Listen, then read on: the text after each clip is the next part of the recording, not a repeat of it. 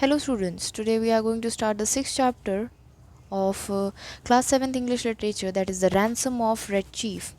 So ransom, what's the meaning of ransom? Ransom is the amount of money that is paid or being collected uh, to release the captive. किसी kidnapper के चंगुल से if you want to uh, set someone free, you have to pay some amount of money in case. So that amount of money is ransom. Okay, that is firoti in Hindi. Normally, when a kidnapping took place in a film or in real, it is the victim who always suffer. But in this humorous and hilarious story, though, the opposite happens. It took like a it looked like a good thing. We were down south in Alabama, a state in the USA. Bill Driscoll and myself. When this kidnapping idea struck us, there was a town down there as flat as a flannel cake and called Summit. It contained inhabitants of a class of peasantry. Bill and me had a joint capital of about $600 and we needed just $2,000 more to pull off a fraudulent land deal in western Illinois. We knew that Summit, a town, couldn't get after us with any stronger than constables, so it looked good. So basically, these are the writer and Bill Driscoll are the two kidnappers who were planning to buy a land in western Illinois, and they had $600 already. Now they only had a need of $2,000. So for that money, they wanted to kidnap someone, and they chose this land. They chose this village or town named Summit, which was not of much harm for them. We selected our victim, the only child of a citizen named Ebenezer Dorset. The kid was a boy of 10 with freckles and red hair. So they chose this guy who is the child of Ebenezer Dorset. He's the victim. He's the boy who will be kidnapped. Bill and me figured that Ebenezer would melt down for a ransom of $2,000. About the 2 miles from Summit was a little mountain covered with a dense cedar brake. On the rear elevation of this mountain was a cave. There we stored provisions. So everything was planned already. The place where they will hide the kid, where they were going to they were going to ask for the ransom, everything. One evening after sundown, we drove in a buggy past old Dorset's house. The kid was in the street throwing rocks at a kitten on the opposite fence. Hey little boy, says Bill, would you like to have a bag of candy and a nice ride? The boy hits Bill in the eye with a piece of brick. That will cost the old man an extra $500, says Bill, climbing down the buggy. That boy put up a fight like a bear, but at last we got him down in the bottom of the buggy and drove away. So they kidnapped him. He was playing with the kitten, he was throwing rocks on the kitten, but now he's basically kidnapped. We took him up to the cave and hitched the horse in the cedar brake. After dark, I drove the buggy to the little village 3 miles away where we had hired it and walked back to the mountain. Bill was pasting coat plaster over the scratches and bruises on his features. So basically, Bill was hurt, and so he was plastering and giving some first aid to the bruises that he featured. So there was a burning behind the big rock at the entrance of the cave, and the boy was watching a pot of boiled coffee with two bizarre tail feathers stuck in his red hair. He points a stick at me when I come and says, "Ha, cursed pale face, do you dare to enter the camp of Red Chief, the terror of the plains?" "He's all right now," says Bill, rolling up his trousers and examining some cuts on the lower part of his legs. "We are playing Indians. I'm Old Hank, the trapper, Red Chief's prisoner, and I am to be scalped at daybreak." So basically, this child started playing there They were playing Indians, and the kid was basically the Red Chief. Yes, sir. That boy seemed to be having the time of his life. He was having fun. He immediately named me Snake, the spy, and announced that I was to be burned at the stake at the rising of sun. Then he had dinner and he filled his mouth full of meat, bread, and gravy and began to talk. He made a during dinner speech, something like this. I like this fine. I never camped out before, and I was 9 last birthday. I hate to go to school, and there any real Indians in these woods? I want some more gravy. Does the trees moving make wind blow? We had 5 puppies. What makes your nose so red, Hank? My father has lots of money. Are the stars hot? Do oxen make any noise? Why are oranges red? Have you got to sleep on this cave? A parrot can talk, but a monkey or a fish can't. How many does it take to make a 12? Red Chief, says I to the kid. Would you like to go home? Oh, what for? Says he. I don't have any fun at home. I hate to go to school.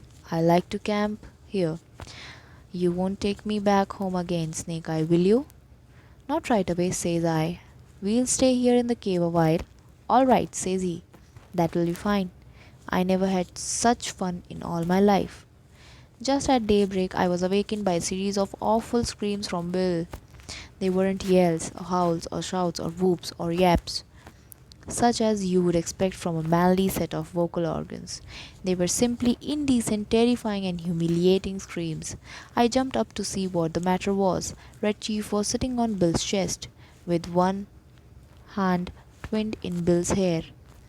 In the other, he had the sharp case knife we used for slicing bacon, and was industriously and realistically trying to take Bill's scalp, according to the sentence that he was being pronounced upon him the evening before. I got the knife away from the kid and made him lie down again. I dozed off for a while, but toward the sun up I remembered that Red Chief had said I was to be burned at the stake at the I wasn't nervous or afraid, but I sat up and leaned against the rock. So this kid was having so much fun, but these two kidnappers were having their hardest time in their whole life. Why you getting up so soon for, Sam? Asked Bill. Me? Says I. Oh, I got a kind of pain in my shoulder. I thought sitting up and would rest it. You're a liar, says Bill. You are afraid, ain't it awful, Sam? Do you think anybody will pay out money to get a little wretch like that back home? So basically, they both were afraid of that kid. Sure, said I. A naughty kid like that is just the kind that parents love. So, this man, uh, Sam, was getting worried, but he found some positivity and said that these kinds of kids are parents love. I went up to the peak of the little mountain and drew my eye over the town. Everything seemed normal as people went about doing their usual work. Perhaps, says I to myself, it has not been discovered that the boy has been kidnapped. Heaven help us. And I went down the mountain for breakfast. After breakfast, the kid takes a piece of leather with strings wrapped around it out of his pocket and goes outside the cave unwinding it. Tonight we must get a message to his father demanding for $2,000 for his return. Then, just then, we heard a kind of war cry. It was a sling that Red Chief had pulled out of his pocket and he was whirling it around his head. Soon it was followed by a heavy thud and a sigh from Bill. So again the kid did some mischief with the bill. A rock the size of an egg had caught Bill just behind his left ear. He loosened himself all over and fell in the fire across the frying pan of hot water for washing the dishes. I dragged him out and poured cold water on his head for half an hour. So again Bill was injured. I went out and caught that boy and shook him hard till all his teeth rattled. So Sam was angry and he shook the boy till his teeth rattled. If you don't behave, says I, I'll take you straight home. Now you are going to be a good or not? It was only funning, says he sullenly. I didn't mean to hurt old Hank. I'll behave, Snake Eye, if you won't send me home. I'm going away for a while on business. Now you come in and make friends with Mr. Bill and say you are sorry for hurting him, or home you go at once. I made him and Bill shake hands, and then I took Bill aside and told him I was going to Poplar Cove, a little village 3 miles from the cave, and find out what I could about how the kidnapping had been regarded in Summit. Also, I thought it best to send a perim- peremptory letter old man Dorset that day, demanding the ransom and dictating how it should be paid. Bill and I got paper and pencil, worked on the letter. Bill begged me tearfully to make the ransom $1,500 instead of 2,000. So to make Bill feel better, I agreed and collaborated a letter that ran this way. So now the letter, which is in your book, read that. It's it's quite hazy in my book. I addressed this letter to Dorset and put it in my pocket. For heaven's sake, says Bill, hurry back, Sam, as soon as you can. I wish we hadn't made the ransom more than 1,000. So they both were thinking that 2,000 is a very large amount. So they deducted and came to 1,500. They demanded for 1,500, but still they were the Bill was having hesitation that why did we ask for $1,500 also. I walked over to the Poplar Cove and sat around the post office and store, talking with the people who come in for buying things. One says that he hears Summit is all upset on account of old Ebenezer Dorset's boy having been lost or stolen. That was all I wanted to know. I posted my letter surreptitiously and came back. When I got back to the cave, Bill and the boy were not being found. I had a plan for collecting that ransom without danger of being caught. The tree under which the answer was to be left and the money later on was close to the road fence with big bare fields on all sides. If by any chance the police should be watching for anyone to come for the note, he, that is Sam, could see them a long way crossing the fields or in the road. But no, sir. At 8:30, I was well hidden up in that trunk waiting for the messenger to arrive. Exactly on time, a half grown boy rides up the road on a bicycle, locates the pasteboard box at the foot of the fence post, slips a folded piece of paper into it, and pedals away again back toward Summit. I waited an hour and then slid down the tree, got the note, and was back at the cave in another half an hour. I opened the note, got near the lantern, and read it to Bill. It was written with a pen in a crabbed hand, and it read, "Two desperate men, gentlemen, I received your letter today by post. In regard to the ransom you ask for the return of my son, I think you are a little high in your demands, and I hereby make you a counter proposition which I am inclined to believe you will accept. You bring Johnny home and pay me $250 in cash, and I agree to take him off your hands. You had better come at night, for the neighbors believe he is lost and couldn't be responsible for what they would do to anybody they saw bringing him back. Very respectfully, Ebenezer Dorset." So his father only sent back the letter that this demanded money, that is $1,500, is way more than what it should be. So basically, he only asked them for some money, that is $250 to take him back, to take his own child back. Darn, says I, of all. But I glanced at Bill and hesitated. Sam, says he, what's $250 after all? We have got the money. You ain't going to let the chance go, are you?